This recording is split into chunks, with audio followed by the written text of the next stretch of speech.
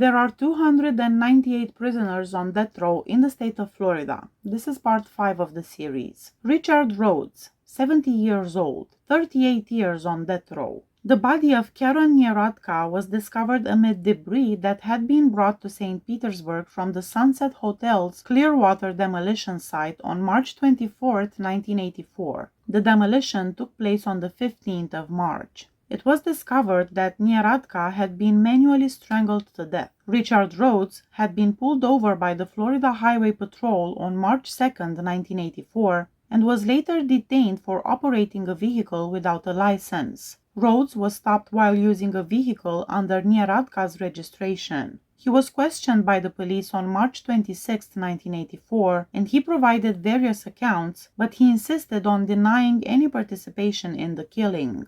On April 27, 1984, Rhodes attempted to cut a deal with the police, stating that he would reveal Nieradka's cause of death in exchange for being sent to a mental hospital. According to Rhodes, the victim's death was the result of an unintentional fall from the Sunset Hotel's 3rd floor. However, 3 Pinellas County Jail inmates testified throughout the trial that Rhodes had admitted to killing Nieradka. Matthew Marshall, 59 years old, 34 years on death row. Marshall was found guilty of first-degree murder and given the death penalty on December 12, 1989. On November 1, 1988, Marshall and Jeffrey Henry were both detained at the Martin Correctional Institution. Marshall was incarcerated at the time for prior criminal offenses. Witnesses reported hearing screaming and wailing coming from Henry's cell on the day of the murder. Blood was spotted on Marshall's arms and chest when he left his cell.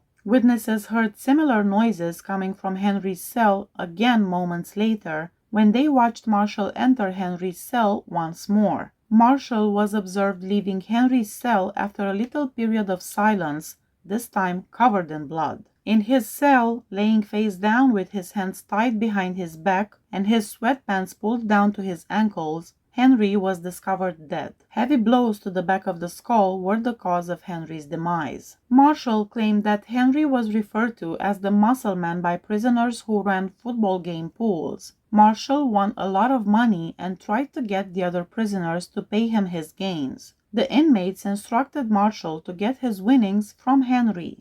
Marshall and Henry got into an altercation once Henry refused to pay when they met at Marshall's cell. Henry attacked first, and Marshall claimed that he killed Henry in self-defense. Manolo Rodriguez, 67 years old, 27 years on death row. On December 4, 1984, unrelated males Manuel and Luis Rodriguez went to Sam and B. Sabe Joseph's apartment to rob them. Luis Rodriguez and Manuel Rodriguez broke into the Josephs' apartment. They robbed the couple and Genevieve Marie Abraham, a friend of the Josephs who was at their apartment. They shot each victim in the head, killing all 3 individuals. Abraham's wedding band, diamond watch, and diamond bracelet were all found to be missing by the police. Shortly after the killings, Manuel Rodriguez called the police and gave them false information about the killings while posing as Antonio Chait.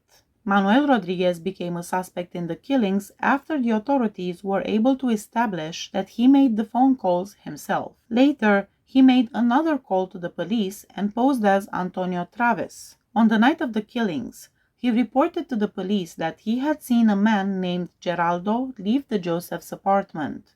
Rafael Lopez, Luis Rodriguez's brother-in-law, told police in 1992 that Luis had acknowledged to him that he and Manuel Rodriguez had robbed and killed the Josephs and Abraham in order to collect the reward for information about the case. This information led the authorities to speak with Luis Rodriguez, who confessed and implicated both himself and Manuel Rodriguez in the armed robbery and murders. Manuel Rodriguez shot Sam Joseph and B. Joseph before ordering Luis to shoot Genevieve Marie Abraham. Luis Rodriguez was found guilty of the 3 counts of second-degree murder and 1 count of armed robbery and was sentenced to 4 life sentences. Harold Harvey, 61 years old, 37 years on death row. Harold Lee Harvey and Harry Scott Stittler met up on February 23, 1985, with the intent to rob William and Ruby Boyd. They were armed with an AR-15 assault weapon and a pistol. Harvey and Stittler received money from the Boyds,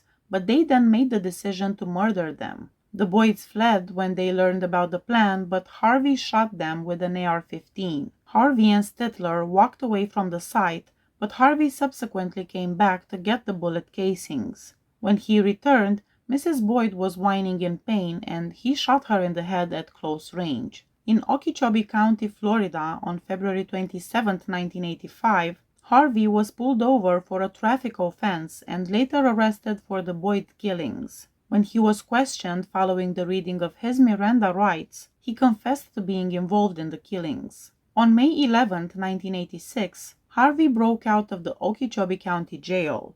The following day, a North Miami Beach police officer discovered Harvey sleeping in a vehicle. Harvey pointed a revolver at the police after he awoke him, and the officer then shot Harvey. Harvey tried to flee in the policeman's patrol car but was apprehended and restrained. Harry Scott Stittler agreed to a plea deal, admitted to first-degree murder, and received a life sentence. Kenneth Stewart, 60 years old, 37 years on death row. In 1984, Ruben Diaz's body was discovered in the morning. Diaz had received 2 headshots, one in front of the head and the other behind the right ear, at a distance of no more than 1 foot. Around 12:15 a.m., a resident of a nearby neighborhood reported hearing gunshots to police. Later that day, in the parking lot of a mall, police officers came across Diaz's burning car. A few months later, police detained Stewart in connection with related crimes, and while he was in custody, they accused him of first-degree murder and second-degree arson for the crimes committed on June 6, 1984. Randall Bilbray and Terry Smith were 2 crucial witnesses for the prosecution at Stewart's trial. Bilbray testified that Stewart admitted to robbing a man who matched Diaz's description. Bilbray lived in the same trailer as Stewart for around 10 days. In his testimony, Stewart and his accomplice allegedly planned to rob the driver of a large, expensive-looking car that was parked outside the bar the night of the murder. Diaz was inside the pub when the 2 men approached him and talked with him before persuading him to give them a ride. Stewart, who was riding in the rear seat, requested that Diaz drive to a forested area after pulling out a revolver. At the location, Stewart gave Diaz the go-ahead to exit the vehicle, lie on the ground, and cover his head with his hands. Stewart stole a tiny cocaine vial and $50 from Diaz's wallet. The second man was inciting Stewart to shoot Diaz twice in the head, and he actually did it. After leaving Diaz's body at the scene, the 2 men went to a nearby mall, parked the car, and lit it on fire to prevent fingerprints from being left behind.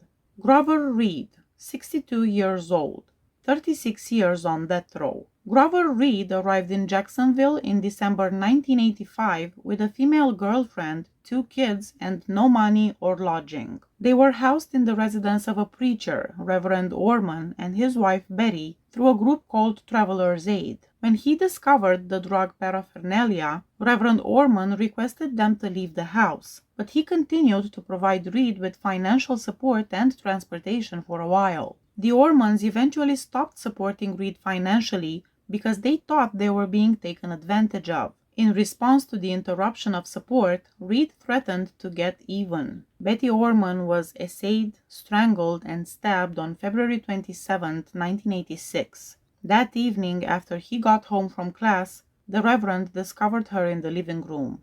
A baseball cap was found by the cops.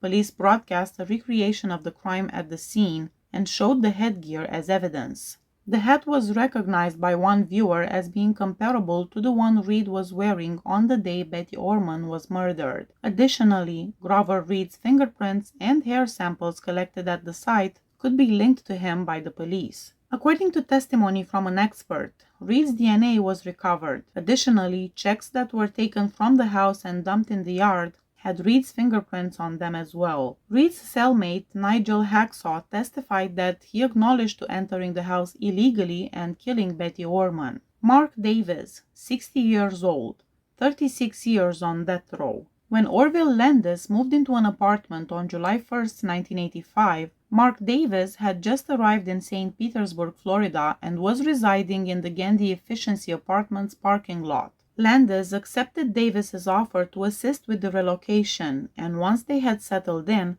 Davis and Landis started to share beers. Landis loaned money to Davis, and according to witnesses, Landis had about $500 in cash on hand that day. Separately, Davis revealed to two residents of the apartment building that he intended to rob Landis and do him in. Later, Landis and Davis were observed fighting over money before entering Landis's residence. Around 8:30 p.m., Landis was last observed alive. Around midnight, Davis was last seen driving off in Landis's vehicle. Landis' window was opened by a worried neighbor, and she saw him laying on his bed in a pool of blood. The only thing in his wallet was a $1 bill. He was repeatedly stabbed in the back, chest, and neck. He was struck multiple times in the face, choked or struck hard enough to break the hyoid bone in the throat. He was so intoxicated that he was unable to defend himself, and he was still alive and conscious at the time each wound was administered. Evidence established that the chest and back wounds were caused by a large butcher knife discovered at the scene, while the throat wounds were caused by a small blade knife that was broken during the attack. Paul Brown, 73 years old, 36 years on death row. On March 19, 1986, in the early hours of the morning, Barry and Gail Barlow were awakened by the sound of two gunshots. They discovered Pauline Cowell, Gail's sister, who was just 17 years old, dead in their house's Florida room after looking into the shot's origin. Cowell's friend Tammy Bird had also been shot, but she lived. The door was found to be open, and the padlock that had kept the chamber secure from the outside was missing. Brown was identified by the authorities as a potential suspect, and the search was launched for him. Sheriff's deputies discovered Brown hiding behind a shed in the trailer park where his brother resided. A handgun that matched the one used in the shootings of Cowell and Bird was discovered in Brown's jeans. At the time of the murder, Brown was residing with Cowell's mother, and Cowell had only recently relocated from her mother's to her sister's house. Brown said under questioning that he broke into the Barlow home to confront Cowell about some lies she was spreading. He claimed that his objective was to shoot Cowell only if she started to scream. He did not intend to kill her. Michael Rivera, 61 years old, 36 years on death row. Stacy Lynn Jazvac rode her bicycle to the store on January 30th, 1986 to get school supplies. Her mother started looking for her when she didn't come home. A Broward County deputy sheriff who had located Jazvac's bicycle was confronted by the mother. At that point, a police inquiry started. Upon receiving a call from a man claiming to be Stacy Lynn Jazvac's killer, Star Peck reported the incident to the police. Peck stated that a man who identified himself as Tony contacted and talked to her about his thoughts regarding sex while dressed as a woman. Peck had more than 30 of these calls from Tony. Peck's final call came not long after Jazvac was killed. Tony told Peck that he intended to expose himself to Jazvac since he had seen her get off a bike. Tony claimed to have forced Stacy into the van, put ether over her mouth, and then essayed her inside. He also said that he had no intention of killing the 11-year-old girl, but it still happened. Similar calls from a man named Tony were reported by other local women as well. According to the authorities, Tony was actually Michael Rivera, an employee of Peck. Police discovered Stacy Lynn Jazvac's body on February 14, 1986, in a Coral Springs field. She suffocated to death, according to the medical examiner. Please hit that subscribe button if you like my channel. See you next time. Bye bye.